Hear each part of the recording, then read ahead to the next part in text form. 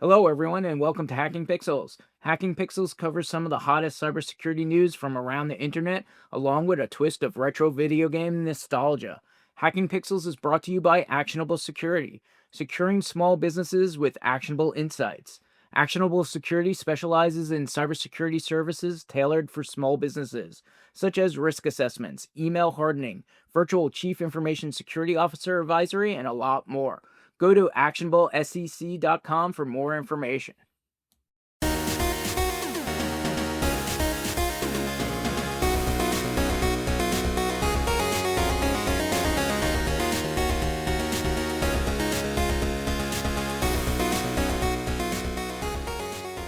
Welcome to episode 16. I'm your host, Frank Moreno, founder of Actionable Security. Today, we're trying something a little different, a more condensed episode that focuses on one story, followed by our retro game of the month. Think of it as a snack sized version of Hacking Pixels. Same flavor, fewer calories. This shorter format is for when time is tight, but don't worry, the big full course episodes aren't going anywhere. We are going to be diving into healthcare's ongoing struggles with passwords, a problem that somehow manages to be both obvious and overlooked. The dark reading article is linked in the show notes if you want to follow along. But before we get into it, here's a quick word from Actionable Security about our new HIPAA rapid risk and readiness check. Your small healthcare practice shouldn't need a $50,000 budget just to understand HIPAA. That's why we built the HIPAA Rapid Risk and Readiness Check, a fast, expert-led review that shows you exactly where you stand with the HIPAA security rule. No fluff, no consultant hieroglyphics, just clarity. It's affordable, done in a week, and built for real-world practices like yours. Dental, urgent care, mental health, PT. If you handle PHI, this is your shortcut to confidence. And if you want ongoing support, we've got that too. Our virtual security lead for healthcare gives your organization an annual HIPAA risk analysis, ongoing HIPAA and cybersecurity guidance, policy help, quarterly reviews, and strategic direction, all without hiring a full-time security officer. HIPAA doesn't have to be scary. Visit actionablesec.com/HIPAA and let's make compliance make sense. After 23 years in healthcare IT, I've seen the same thing again and again. Small healthcare organizations doing their best, but completely unsure where they stand with HIPAA. And honestly, I don't blame them. The guidance is confusing, the terminology is vague, and most practices don't even know what data they have or where it flows. That's exactly why I created the HIPAA Rapid Risk and Readiness Check. It's affordable, it's fast, and it gives you something most practices never had: a clear picture of your HIPAA posture and a practical action plan. And if you want ongoing help, I'm here. As your virtual security lead for healthcare, you get direct access to my decades of healthcare, IT, and cybersecurity experience so you can make smart decisions without the stress. All right, let's talk passwords. Dark Rating published a piece about something that shouldn't surprise anyone who's spent more than 5 minutes in healthcare IT. Password hygiene is still a mess. And what's interesting is that healthcare and manufacturing, two industries that couldn't be more different, are struggling with the exact same problem. In healthcare, this has been the story forever. We're talking decades old legacy systems, zero tolerance for downtime, and workflows that punish anything that slows clinicians down. So, what happens?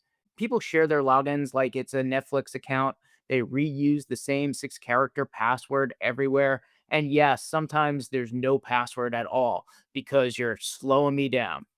And look, after 23 years in healthcare IT, I get it.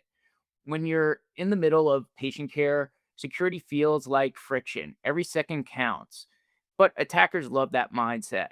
Every weak, shared, or reused password is basically a VIP backstage pass into your hospital network. The Dark Reading article points out that manufacturing is dealing with the same thing: old equipment, outdated software, and environments where uptime is everything. When the culture says just keep the line moving, security becomes optional. And that's exactly how ransomware groups get in. The real problem is that passwords are still the front door for most attacks.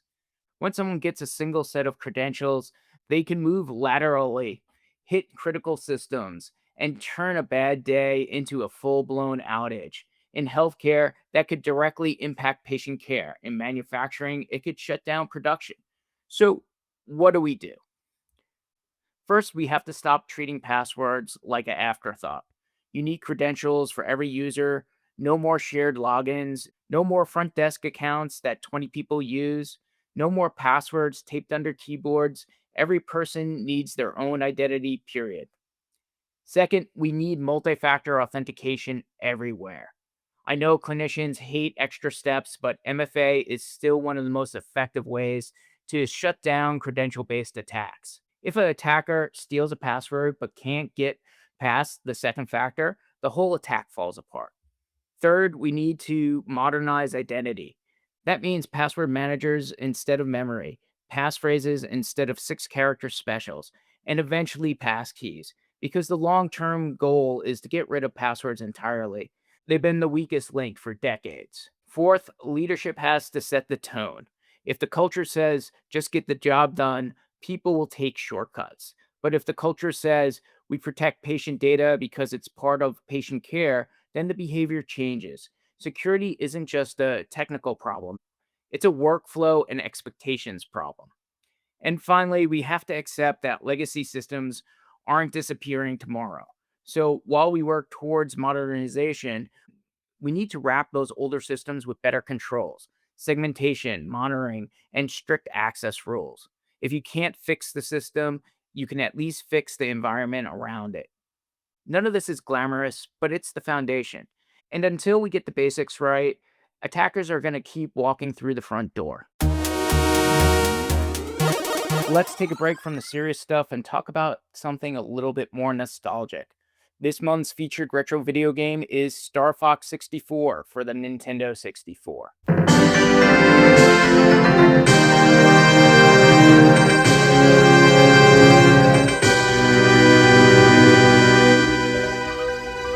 Released way back in 1997, it's a landmark rail shooter for the Nintendo 64, setting it up as a truly foundational piece of gaming history. First, let's look at its major hardware innovation. It famously pioneered the use of the Rumble Pack peripheral, becoming the very first title to provide tactile vibration feedback right during gameplay.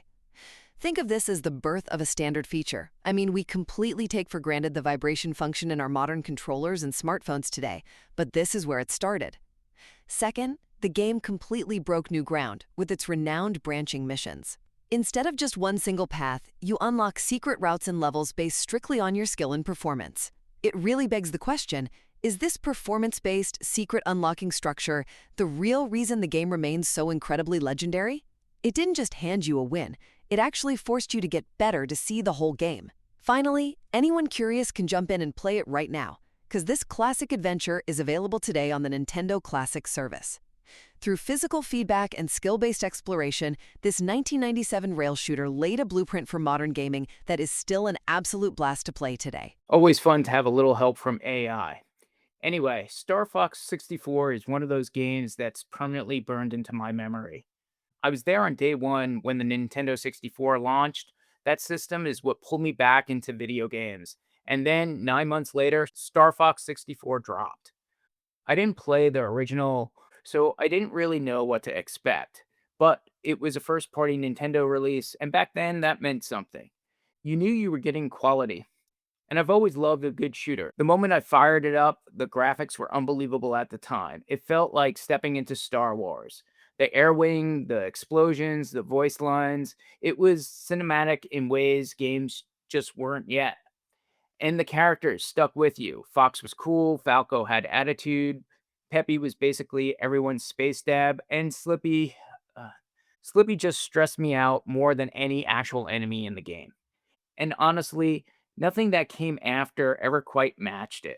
Later Star Fox games tried different things, but the Nintendo 64 version is still the one everyone remembers.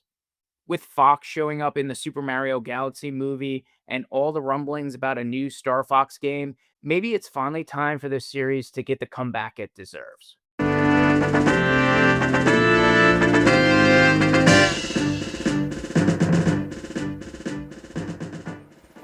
That's all, folks. Thanks for listening. Join us next month Same bat time, same bat channel.